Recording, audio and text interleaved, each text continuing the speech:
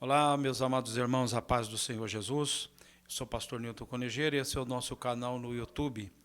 Quero já desde já te convidar para que você possa se inscrever em nosso canal e ser um parceiro nosso em levar a palavra de Deus aonde quer que esta palavra chegue para a glória do Senhor.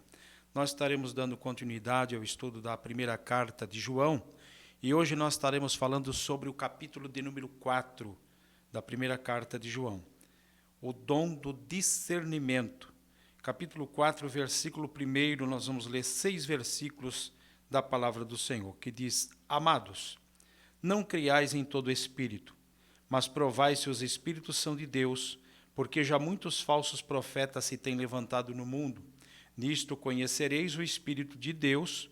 Todo espírito que confessa que Jesus Cristo veio em carne é de Deus, e todo espírito que não confessa que Jesus Cristo veio em carne não é de Deus, mas este é o espírito do anticristo, do qual já ouvistes que há de vir, e eis que já está no mundo. Filhinhos, sois de Deus, e já o tendes vencido, porque maior é o que está em vós do que o que está no mundo. Versículo 5. Do mundo são, por isso falam do mundo e o mundo os ouve. Nós somos de Deus, é o 6. Aquele que confessa a Deus, ouve-nos. Ou aquele que conhece a Deus, ouve-nos. Aquele que não é de Deus, não nos ouve. Nisto conhecemos nós o Espírito da verdade e o Espírito do erro. Vamos orar a Deus, pedir para que o Espírito Santo ilumine os olhos do nosso entendimento. E nesse momento também queremos orar por todos os nossos inscritos do nosso canal, em nome de Jesus. Querido Deus e querido Pai, queremos te agradecer, ó Deus, por todos aqueles que estão inscritos no nosso canal e aqueles que nos assistem nesse momento, que o Senhor possa tocá-los, ó Pai, para que juntos possamos levar a Tua palavra onde quer que ela chegue. Queremos também pedir a Tua bênção, Senhor, para que possamos compreender esses versículos que acabamos de ler.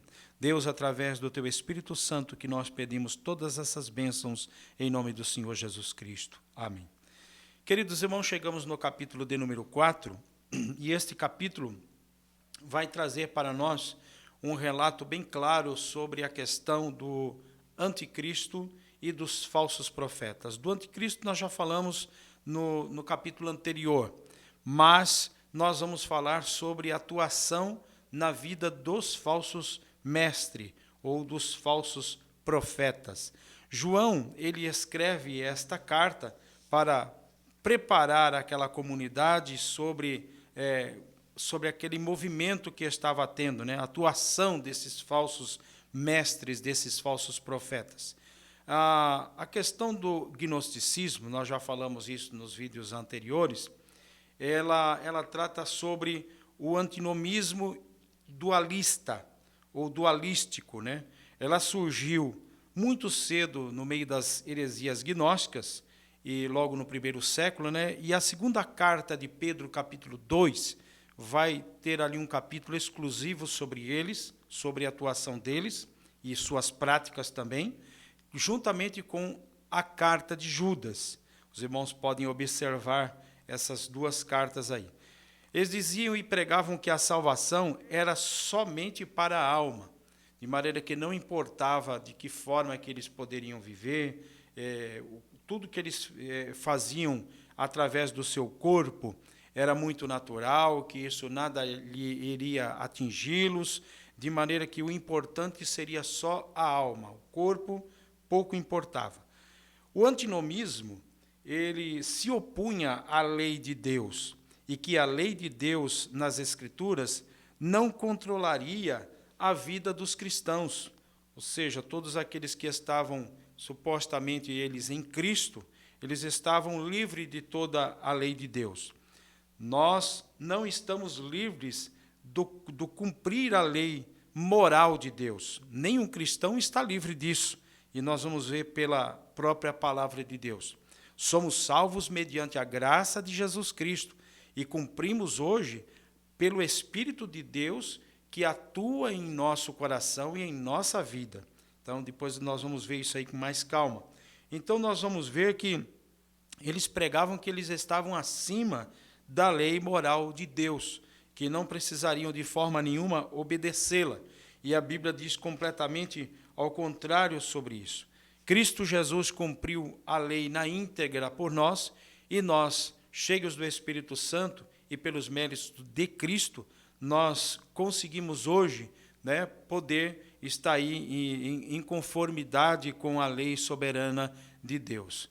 Lembrando que estamos sujeitos a falhas. Quem não entender essa parte aí, observa os vídeos anteriores, que nós falamos bastante sobre isso. Caso alguém cometa algum pecado, a Bíblia não diz de forma nenhuma para que nós venhamos pecar só porque estamos debaixo da graça, não. Paulo diz, de modo nenhum nós devemos pecar, porque Cristo Jesus já nos tirou debaixo desse jugo, né? Mas se pecar, nós temos um advogado. Vocês podem ver os vídeos anteriores. Ele diz a questão de que, amados, não creais em todo espírito. Esse espírito já está com letra minúscula, é espírito de homem, pessoal de homem, ou espírito maligno, com letra minúscula. Não creais em todo espírito, mas provai, né? Provai, por a prova, se os espíritos são de Deus. Por quê, João? Porque já muitos falsos profetas se têm levantado no mundo, ou saíram de mundo afora. O que nós vamos entender que, logo no primeiro século, já houve esse tipo de problema. Essa perseguição, vamos dizer assim, não veio de fora para dentro da igreja, mas surgiu dentro da comunidade. E ela envenenou algumas cabeças de pessoas que estavam ali frequentando aquelas igrejas e acabaram saindo para fora. Nós já falamos isso também nos vídeos anteriores. De maneira que falsos profetas, eles não são personagens dos dias atuais. Já desde aquela época, desde o primeiro século, os apóstolos de Cristo tiveram os mesmos problemas e tiveram que combater com as Escrituras tanto a prática desses falsos profetas, como também as suas heresias espalhadas no meio da igreja de nosso Senhor e Salvador Jesus Cristo. Então, o que João está dizendo é, coloque prova. Prove se eles realmente, se o Espírito que está atuando na vida deles é o Espírito de Deus, com letra maiúscula, ou o Espírito com letra minúscula, que se refere, o texto todo está dizendo sobre o Espírito do Anticristo. Porque esses falsos profetas, esses falsos mestres, eles ensinavam que verdadeiramente tudo que aconteceu na cruz do Calvário foi uma encenação. Eles tinham uma dificuldade grande e eles não entendiam justamente a encarnação de Jesus Cristo, que Jesus Cristo ele é unigênito de Deus, único de Deus, né, que nasceu de uma forma gerada ali no ventre de Maria, e que Jesus é Deus e Deus é Jesus. Eles não entendiam essa união hipostática, eles separavam e diziam que o Cristo veio sobre Jesus no momento do batismo e que Cristo o abandonou no momento da crucificação. Então, isso aí era uma heresia gravíssima, né, que contraria totalmente as Escrituras. Jesus, sendo homem, não deixou de ser Deus, e sendo Deus, ele não deixou de ser homem. Nisto conhecereis, versículo 2, o Espírito de Deus. 2 pontos. Todo Espírito, com letra minúscula, todo aquele que confessa que Jesus Cristo veio em carne, é de Deus. É aquilo que nós acabamos de dizer. Então, Jesus veio em Espírito. Não é de Deus. Jesus ele veio em carne, logo depois nós vamos falar sobre isso em outro próximo vídeo, talvez. Ele veio em carne, esse é de Deus. Jesus sangrou na cruz. Ele derramou o seu sangue por nós. Então, não tem como afirmar o que eles afirmavam naquela época. 3.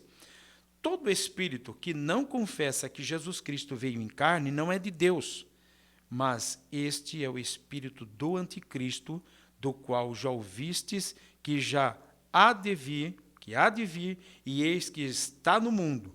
Ele já estava naquela época e hoje se intensifica muito mais. Então, nós temos que tomar muito cuidado hoje. O que a Igreja de Cristo precisa hoje? Ela precisa de uma atuação direta Como João, o apóstolo João aqui, ele atuou de uma forma direta, como Pedro atuou de uma forma direta, como Judas atuou de uma forma direta, como Paulo atuou numa forma direta em combater esses falsos mestres, esse espírito do anticristo que rondava já no primeiro século. Como nós conhecemos um falso profeta?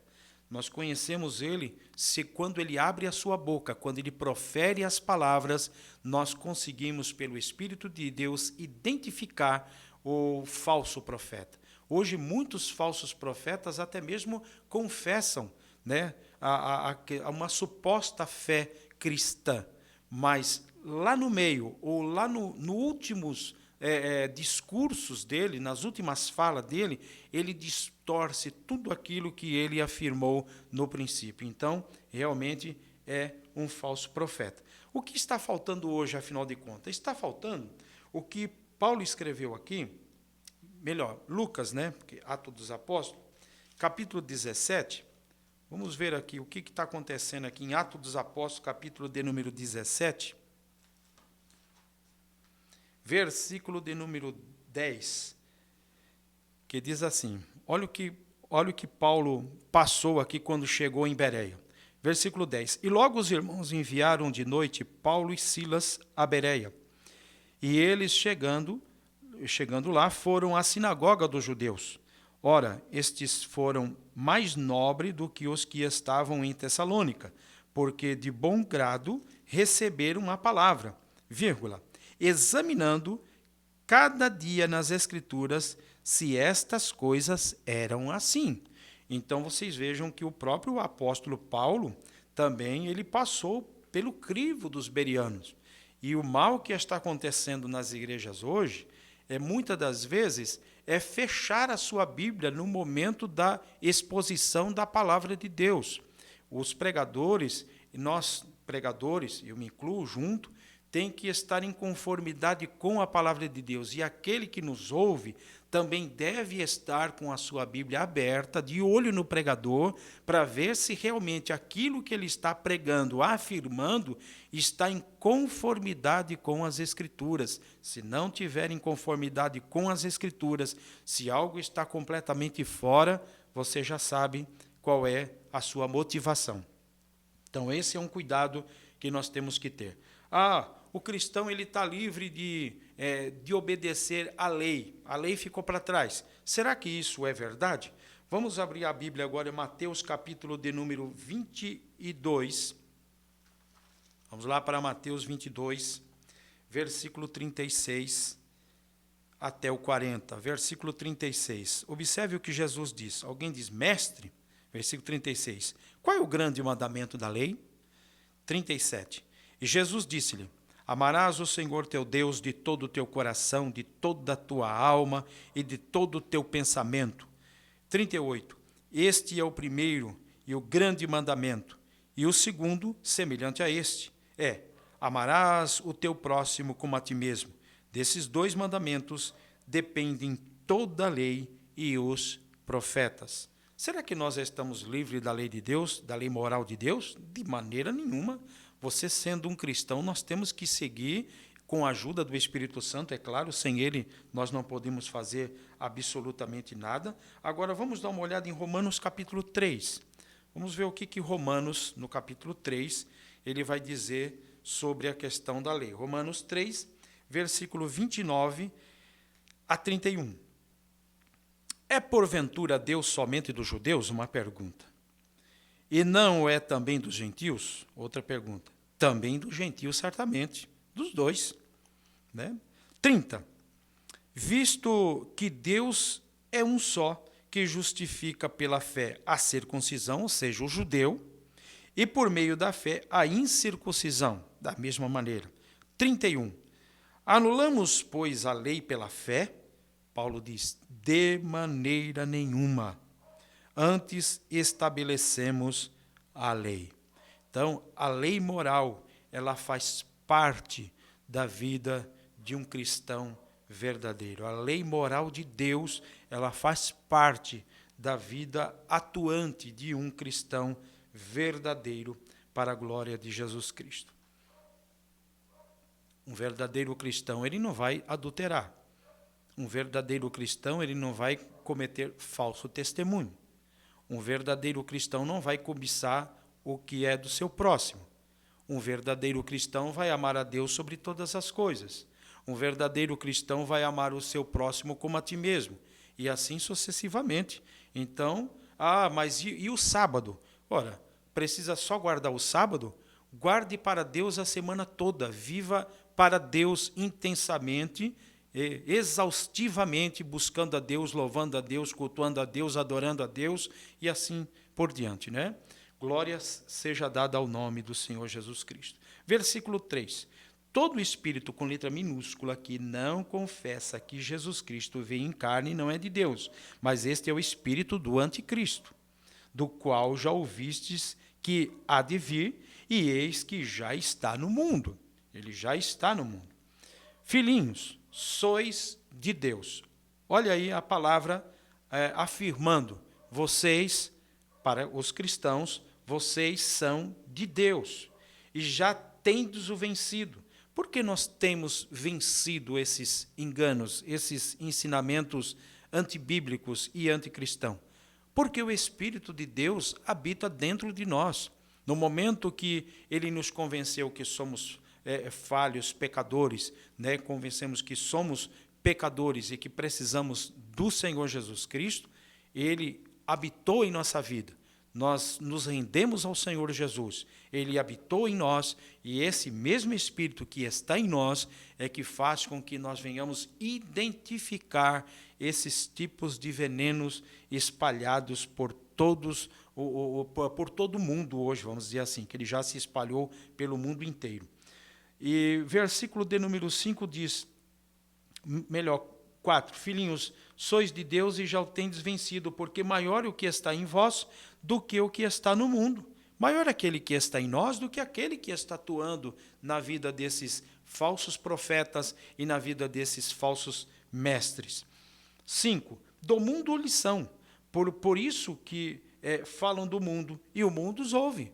O mundo ama eles, aplaudem eles, seguem eles. Né? Por quê? Porque eles falam aquilo que realmente o mundo quer ouvir. Ao passo que quando você prega a palavra de Deus verdadeiramente, na direção do Espírito Santo, somente vai ouvir isso quem realmente for de Deus. Aquele que é de Deus, ouve a palavra de Deus. Mas os falsos mestres, quando eles falam, quando eles pronunciam a palavra de Deus, somente aqueles que são do mundo é que seguem eles, seguem as suas doutrinas, seguem os seus ensinamentos e assim por diante. Eles vão fazendo discípulos após si, dia após dia. Do mundo eles são, por isso falam do mundo, e o mundo os ouve, o mundo os aplaude. 6. Nós somos de Deus. Ponto. Creia nisso. Nós somos de Deus. Tá? Não pode haver dúvida nisso.